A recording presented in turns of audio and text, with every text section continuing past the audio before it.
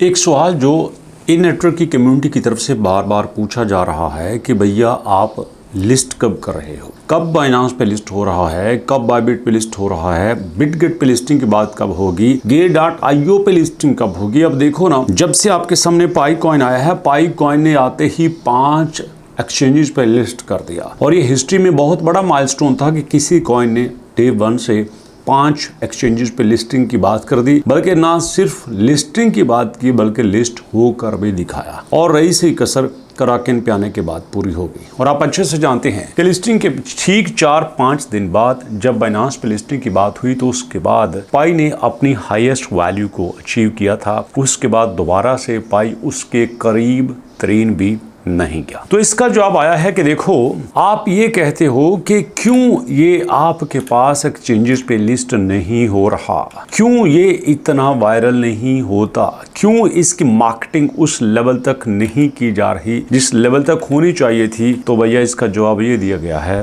कि देखो, we are not focused on hype, we are not focused on marketing, we are not focused on fame, we focused on infrastructure, we focused on foundation. अगर हमने infrastructure बना लिया, अगर हमने foundations create कर ली तो हमें आने वाले दिनों में प्रॉब्लम नहीं होगी। अब यहाँ पे मैं एक एग्जांपल देना चाहता हूँ।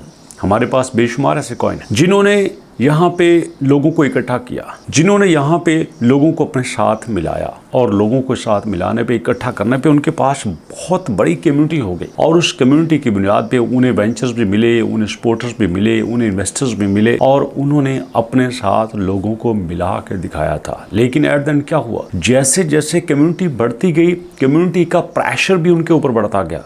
आपको क्या लगता है कि जो आपके पास 20 फरवरी को पाई कॉइन लिस्ट हुआ था, तो क्या पाई कॉइन के रोड मैप में शामिल था 20 फरवरी 2025 को लिस्ट होना? नॉट एट ऑल, बिल्कुल ऐसा नहीं था।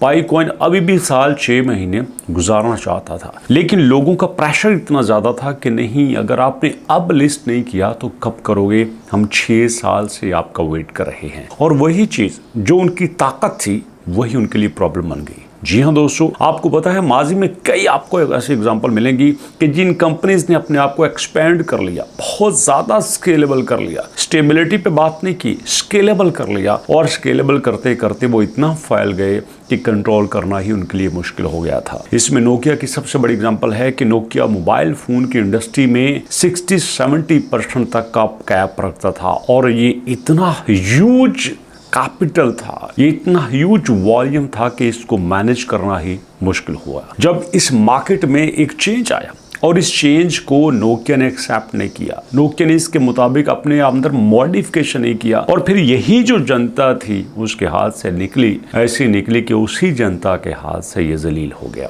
आज नोकिया को नई जनरेशन अच्छे से जानती भी नहीं है। हम वो लोग हैं जो नोकिया 3310 पे, नोकिया 1100 पे, जी हाँ, जिन्होंने नोकिया 6600 पे, N70 जो कि नोकिया के बड़े पॉपुलर फोन थे, हमने नोकिया को ब्लैक एंड व्हाइट बटनों से टच पे आते देखा था, हमने बटनों से तस्वीरों पे आते देखा है। लेकिन नई जनरेशन जो डायरेक्ट आई ही एंड्रॉयड पे है, जो आई ही आईफोन पे है, उन्हें क्या पता कि 3310 किस बला का नाम था, नोकिया 1100 किस बला का नाम था, 3510 किसको कहा करते थे।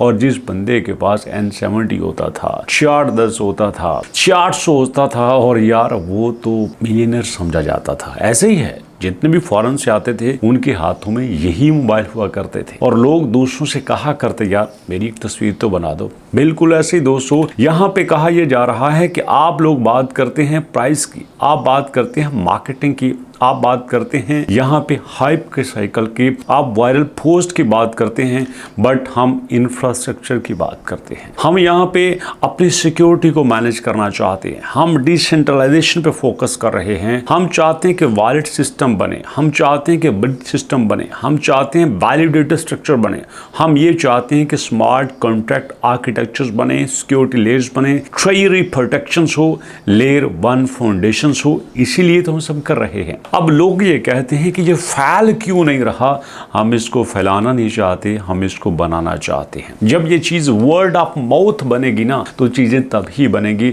जब लोग एक दूसरे के ऊपर ट्रस्ट करेंगे, जब दूसरे को बताएंगे कि यार देखो मैं नेटवर्क पे काम कर रहा हूँ, ये रिजल्ट्स आ रहे हैं और आहिस्ता आहिस्ता यहाँ पे ये इतनी ज़बरदस्त तरीके से डेवलपमेंट हो रही है। अब देखो ना, आपके ही सामने मैं यहाँ पे पाई की एग्जांपल रखने लगा हूँ। अब अगर पाई की एग्जांपल दे रहा हूँ तो इसका मतलब ये नहीं है कि पाई इज ए माठा प्रोजेक्ट, पाई एक कमजोर प्रोजेक्ट है, पाई पे काम नहीं करना चाहिए। नहीं, मैं सिर्फ बात कर रहा हूँ रोड मैप की, कि रोड मैप के ऊपर ना चलने के बाद अपने कमिटमेंट्स को पूरा ना करने का असर क्या होता है। अब देखो, आपके पास पाई जब डे 1 पे आया तो उसके पास ये 5 एक्सचेंज थी, MEXC हो गया, आपके पास ये जनाबी OKX हो गया, Gate.io हो गया, ये 4-5 एक्सचेंजेस थी, बिटगेट हो गया। अब इसके बाद काफी ज्यादा यहाँ पे नई कंपनीज आई थी, लेकिन चूंकि इनका प्रॉमिस था मेननेट का, जी हाँ ओपन मेननेट का, लेकिन स्टिल ये अभी तक इनक्लोज मेननेट में फंसे हुए हैं। जहाँ पे क्लियर आपको नजर आ रहा है वो ये है, बेशुमार इन्फ्लुएंसर ने कहा कि यार इसका लॉन्च होना ही ओपन मेननेट है, हमें स्पेशली ओपन मेननेट के लिए किसी अनाउंसमेंट की जरूरत नहीं है, और इसमें बड़े बड़े यहाँ पे इन्फ्लुएंसर शामिल हैं। लेकिन क्लियर बात यह है कि ये ओपन मेननेट में नहीं है। ओपन मेननेट में होते तो आज चीज़ें मुख्तलिफ हो रही होती। अब इसी वजह से लोगों का ट्रस्ट भी कम हुआ है, इसी वजह से लोग डिसहार्ट भी हुए हैं, इसी वजह से लोग दूसरे प्रोजेक्ट की तरफ मूव भी किए हैं। अब इसकी एग्जांपल देखो ना, आपने माजी में देखा कि इंटरलिंक लैब प्रोजेक्ट आया था, लोगों ने इसके ऊपर काम किया था, और फिर क्या हुआ, क्यों लोग इंटरलिंक लैब की तरफ गए? क्योंकि लोग पाई से थोड़ा सा डिसहार्ट हो गए थे, यार नहीं ये काम नहीं कर रहा, ये उस लेवल की हमें आउटपुट नहीं दे रहा जिस लेवल की इन्हें देना चाहिए थी, ये हमारा माइंडसेट को नहीं समझ रहा, ये हमारी इच्छाएं पूरी नहीं कर रहा। हमने इसके लिए इतने बरस गुजार दिए और आज इसको ये नहीं पता कि आज हम इसकी आस पर बैठे हैं। हमने तो इसकी प्राइस पे अपने मकान तब्दील करने थे, गाड़ियाँ लेनी थी, कर्जा लेना था, बच्चों की शादियां करनी थी, बच्चों की एजुकेशन कंप्लीट करवानी थी, बट ये 0.17, 0.13, 0.14 पे फिर रहा है। ये क्या करेगा हमारे साथ? यही होता है दोस्तों, जब फाउंडेशन मजबूत नहीं हो तो बाद में आपकी कोई अपडेट्स इस पे असर ही नहीं करती। तो ऐसे में आपके पास ये नेटवर्क क्लियरली कह रहा है कि देखो हम जो है अपने आप को ज्यादा फैला नहीं रहे, हमें टेंशन नहीं चाहिए, हम इकोसिस्टम पे काम कर रहे हैं, हम इसका इंफ्रास्ट्रक्चर बनाना चाहते हैं, डिसेंट्रलाइजेशन करना चाहते हैं, ब्रिज स्ट्रक्चर बनाना चाहते हैं, पार्टिसिपेशन सिस्टम बनाना चाहते हैं, इकोसिस्टम की स्टेबिलिटी चाहते हैं। इसके बाद हम देखेंगे कि हमने कितने लोगों तक पहुंचना है। इससे पहले हमें ये सारी चीजें नहीं चाहिए, ये चीजें खुद ब खुद आ जाएंगी, लोग खुद ब खुद आ जाएंगे, पब्लिक खुद ब खुद आ जाएगी, मिलियंस का टारगेट खुद ब खुद पूरा हो जाएगा, पैसा भी खुद ब खुद आना शुरू हो जाएगा जब हमने लोगों के साथ कमिटमेंट पूरा कर दिया।